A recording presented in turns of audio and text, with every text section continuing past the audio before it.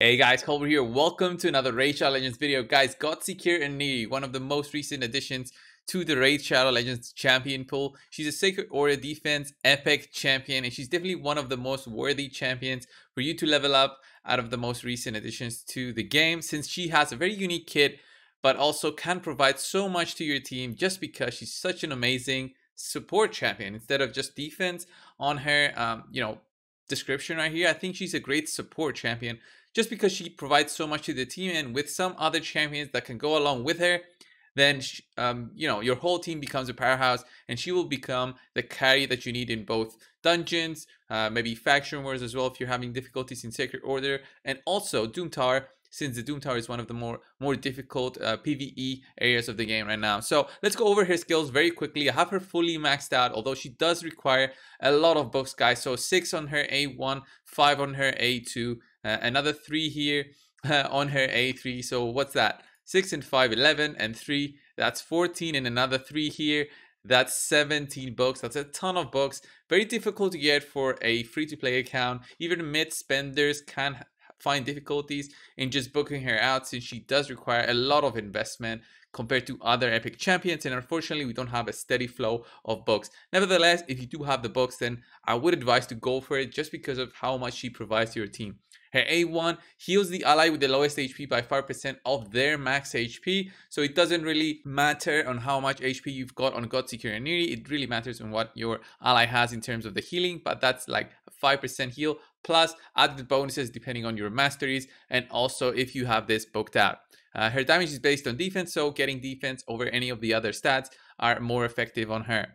Quest of Meaning, it's her A2 attacks all enemies, heals all allies by 15% of their max HP. Another great healing skill. Then decrease the duration of all buffs on all enemies by 1 turn, and increase the duration of all buffs on all allies by 1 turn. Fantastic ability if you ask me. An AoE with a very short cooldown, heals everybody, decrease the enemies buffs. Let's say they've got a provoke, a counterattack buff on them, they've got a block damage buff on them, anything that can be very annoying for you to take out. Then this on a 3-turn cooldown, very low cooldown, can be fantastic for your team, and also increase the duration of your buffs.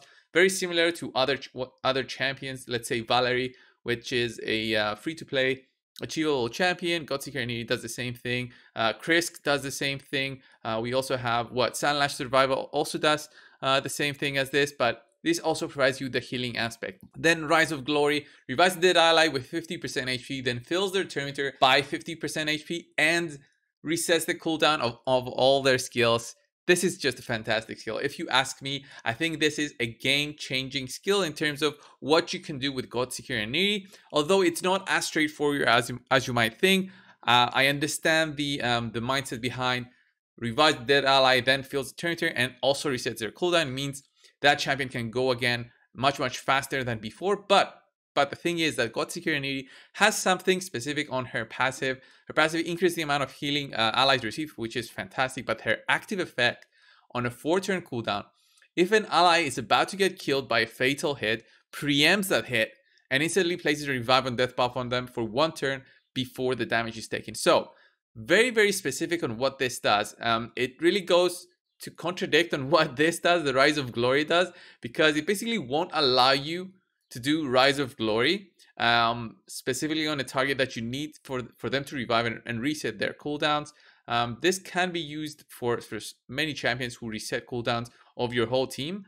I do believe that this will reset their cooldowns, but Guardian Angel will basically prevent that ally from dying. So you need to basically have that ally die twice before you can actually give them that reset on their cooldowns.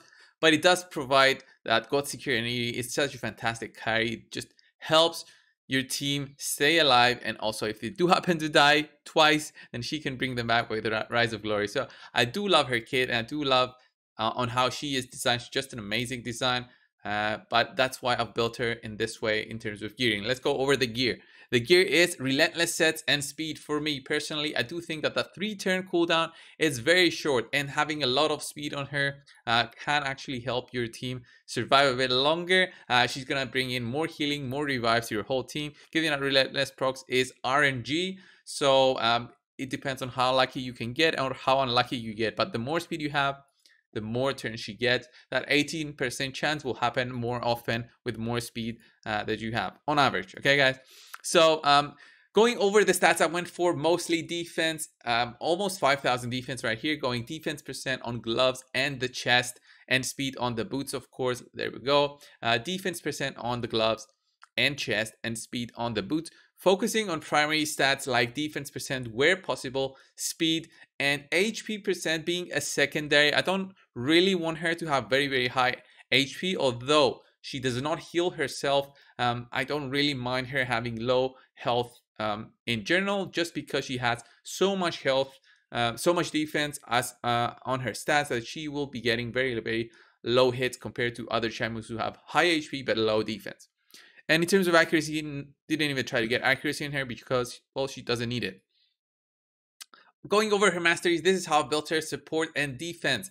Going defense, heavily on defense actually, just because I really wanted to get this cycle of revenge and also retribution. Retribution, when she does counter, she will actually heal the lowest ally with this, not herself, but she will heal the lowest ally. And also, cycle of revenge means whenever somebody gets crit in your team, there's a 50% chance you'll gain some turn meter. Gaining some turn meter means that she will be able to take more turns. And the same thing goes here for the support tree, gaining timely intervention, giving her some extra turn meter whenever an ally drops below 25% HP.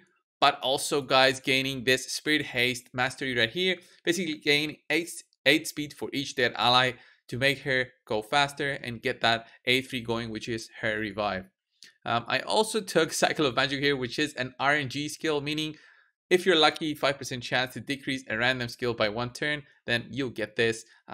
It's not a necessity. You could have gone anything right here. Even Solidarity, gaining 5 resist when she applies that revive on death buff for 1 turn. I think it's the benefit out of that is very small, and honestly, I couldn't have gone any other way. Even rapid response here is not going to be useful on her. The only buff that she applies is that revive on death for 1 turn. Of course, you could have gone for lasting gifts here. Maybe lasting gifts, giving her another 1 turn on that revive on death. I mean, 30% chance for that. I went for cycle of revenge and retribution instead. That's a personal choice. You can go either way. I don't think you should go offense route just because of how strong the support tree is on her as a defensive support champion. So guys, we're now in Ice Golem 20. Usually I use Arbiter in here and Renegade. This is a fast team, but the problem with this team is that it dies quite often just because of how the Royal Guards do. But with Godseeker Aniri and how unique her kit is, I want to try and see if she can provide an improvement to the whole team in terms of reviving my team, but also, well, just, you know, making this this run a bit faster. Usually this run can be as fast as 1 minute, but let's see what this does. Okay, we clear up this wave. Very easy, honestly. Here we're gonna get a reset soon from Renegade. Let's see, there's the healing on Royal Guard.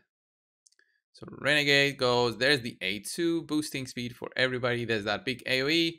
There's Royal Guard number 1. Should be Royal Guard number 2 here. Cleaning up, okay?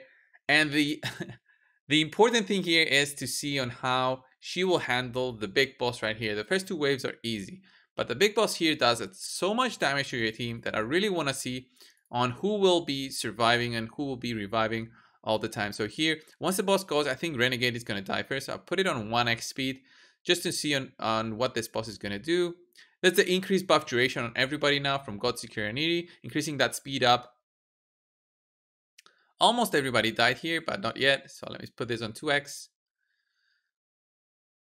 I wonder if Renegade's A3 activates Aniri's revive. We just have to see.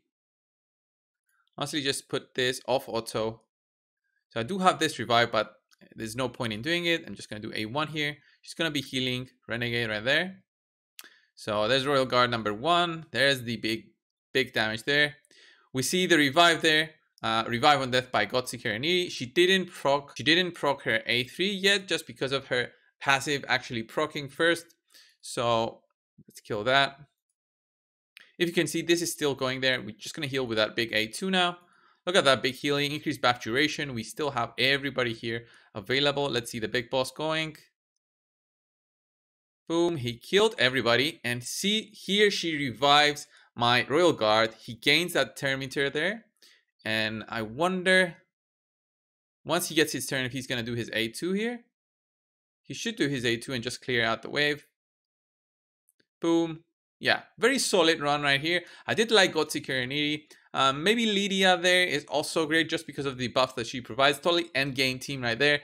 But I just love the synergy that she provides to the whole team in terms of revives. You usually have my Arbiter here because she is a great reviver. But now with Godseeker Aniri, honestly, the options are way more extended, although Arbiter also brings those Terminator boosts that are amazing. Godseeker Aniri brings that 50% Terminator boost only when she revives, instead of just throughout the fight to the whole team.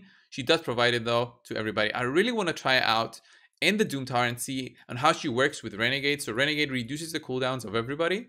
Just heal somebody. She's gonna heal Renegade. So here Renegade will actually be decreasing the cooldowns, and she will be sacrificing herself basically. Here she revives from Godseeker Aniri there. You saw that happen immediately, and yeah, we basically got nuked next because we just couldn't survive this whole thing. So guys, now I just really want to try on how she's going to work with just Renegade and, you know, a damage dealer. So Renegade can actually hurt herself and kill herself. I wonder how that synergizes with Godseeker Aniri. So here, Godseeker Aniri goes first because of how fast she is. There's Royal Guard there with his big takedown. There's Renegade reducing the cooldowns of everybody. So now we'll do that A2 again. We're getting an extra turn. There we go. Who's going to get hurt? Godseeker Aniri is getting targeted because of her low health. That's fine. There's the revival that she put it on herself actually there. And then, let's see, Renegade, just go kill yourself there. So she's dead. Let's see the revive and Terminator boost on Renegade. Will she give Renegade that reset on her big A3, which is the cooldown reduction? I want to see that. So let's heal back up. There we go. So yeah, this didn't actually reduce the cooldown as stated right here. So this skill does not affect this champion or other champions, but this skill, this champion will receive damage equal to 30% of their max HP. This happens even if this kills a champion. So this specifically does not reduce the cooldowns of Renegade, although it does not specifically state that this cooldown cannot be reduced by other similar skills. This does not get affected by this. Unfortunately, I think this might be a bug, so I'll just confirm this with Plarium on Monday when they do go to work. So guys, this was Godseeker Aniri. What do you think of her as a support champion with revives? Do you build her the same way? Do you use relentless sets on her? I do see the option of using immortal sets on her, or maybe a regeneration set on her. Regeneration, since she does not heal herself on that A1, only through the A2. If you're seeing difficulties in keeping her alive, then maybe you need to go immortal set or regeneration set. But if you use other champions that do provide healing to your whole team as an AoE or as a single target healing, then Godseeker Aniri can go in tandem with them, provide a revive, and then the other champion provides a healing. So let's say Apothecary and Godseeker Aniri can really go great together. Thank you guys for watching this video. Subscribe if you haven't already, and guys, I'll see you in the next one. See ya.